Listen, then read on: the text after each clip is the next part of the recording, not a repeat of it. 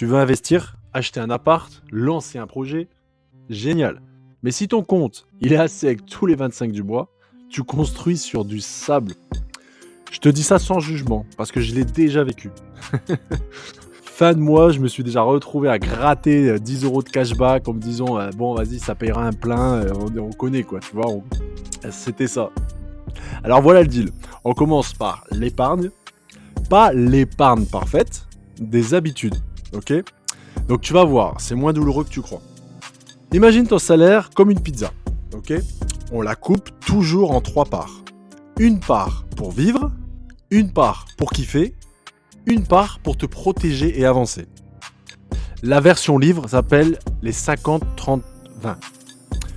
Moi, je te la traduis en vrai. 50% pour le nécessaire, loyer, bouffe, futur, transport.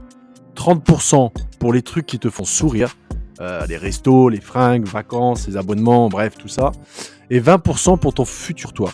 Épargne de sécurité, les dettes, puis des investissements et autres. Voilà, c'est aussi simple que ça. Mais attends, la vie, c'est pas juste un tableau Excel, tu vois.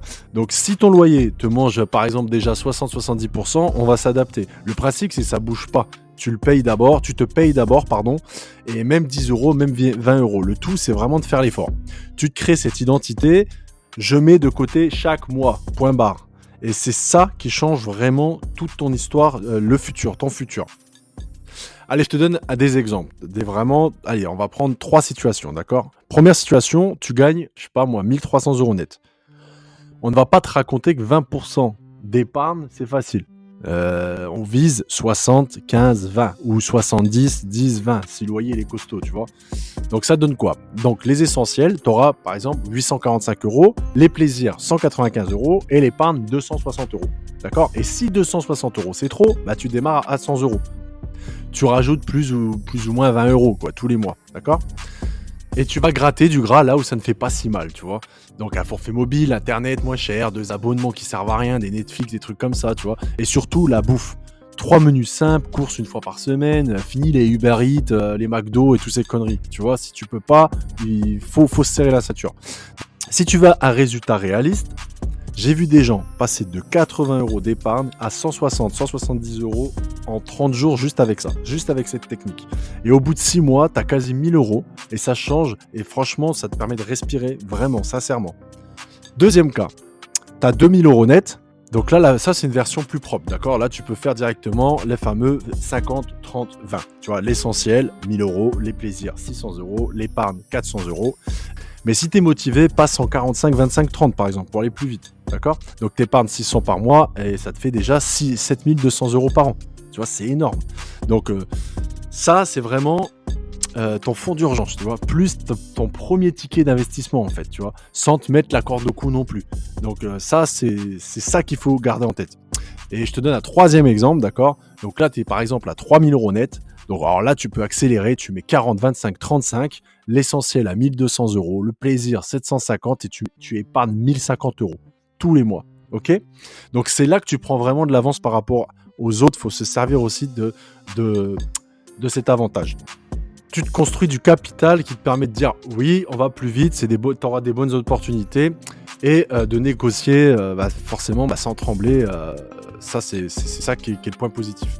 Donc, si tes revenus ils varient, donc en freelance, des commissions, des trucs comme ça, tu vois, si par exemple, comme les agents IMO, ils n'ont jamais les mêmes salaires et tout ça, donc tu t'inventes un salaire de base. Exemple, tu te dis, je suis en moyenne à 2000 euros par mois, d'accord? Tu appliques les pourcentages là-dessus, tu vois. Les moins hauts, tu envoies 70% du bonus direct en épargne. Et tu autorises 10% de plaisir pour ne pas exploser en vol. Et tu gardes 20% si un essentiel a dérapé. Les moins bas, tu gardes la structure et tu coupes d'abord sur le plaisir. C'est ça la stabilité. Maintenant, on va où avec cette épargne? C'est bien beau de tout ça, de mettre de l'argent de côté, mais on en fait quoi? Donc déjà, tu sais que tu as un mois de secours, un coussin, tu vois, un matelas. Donc après, tu fais puis 3, puis 6. Tu vois, le tout, c'est vraiment d'augmenter ces mois-là, tu vois. Plus tu vas mettre, plus tu auras des mois de secours. Je sais, c'est pas très sexy, mais c'est ça, et ça t'évite de vendre des investissements au pire moment ou d'accepter n'importe quel contrat par panique et tout ça, parce qu'au moins grâce à ça, tu as de l'argent de côté. Et une fois que ce coussin il est là, Tu tues la dette toxique, tu as les crédits conso à 10, 20%, tout ça, il faut vraiment supprimer toutes ces conneries. Il faut arrêter ça aussi, hein. Si tu peux les payer, tu payes. Et ensuite, tu investis automatiquement, donc tous les mois, avec des virements automatiques. D'accord? Il faut vraiment que tu mettes en place des virements automatiques. Donc là, tu vas me dire, ok, mais comment je commence tu sens que tu te prennes la tête? Donc, c'est simple. Tu ouvres un compte à part, tout simplement, ou voilà, un second compte. Et surtout, l'épargne doit être hors de ta vue, tu vois. C'est pas comme ton compte bancaire, tu te mets sur ton téléphone et tu vois tous les jours. Non, faut pas que tu le vois, faut qu'il soit caché, même limite sur un autre compte, c'est encore mieux. Je te recommande par exemple des comptes comme Boursorama Banque, tout ça. C'est le top pour faire ça. Tu ouvres un compte chez eux et hop, tu mets l'argent dessus, tu fais des virements, et des virements automatiques juste après ton jour de salaire. Boum, tu places tes virements, tu cherches pas à comprendre, tu fais les automatismes. D'accord? Donc voilà, 100, 150 euros c'était serré, 400, 600, 1000, enfin voilà, faut vraiment, c'est à toi de gérer ça.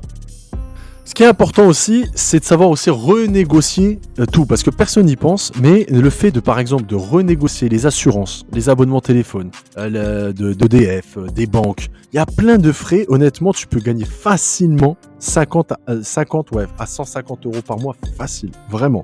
Ensuite, pour la bouffe, c'est pareil. Essaye d'être intelligent. Essaye de maîtriser 4 recettes qui tournent tout le temps avec pratiquement les mêmes ingrédients. Je sais, on peut pas faire ce qu'on veut, mais là, t'es en mode, tu te serres la ceinture quand même, mais tu vis bien quand même, tu vois. Donc ça, c'est important de le faire aussi. Et si tu vois que chaque mois, après, tu contrôles et que tout est OK, que tu arrives à tout gérer, tu peux très bien même rajouter, si tu te vois, rajouter même des 20 euros, des 10 euros, si tu as envie, tu vois. Mais il faut pas que ça vienne aussi t'impacter sur tes besoins, d'accord? C'est pas le but. Donc essaye de respecter un maximum cette règle-là. OK?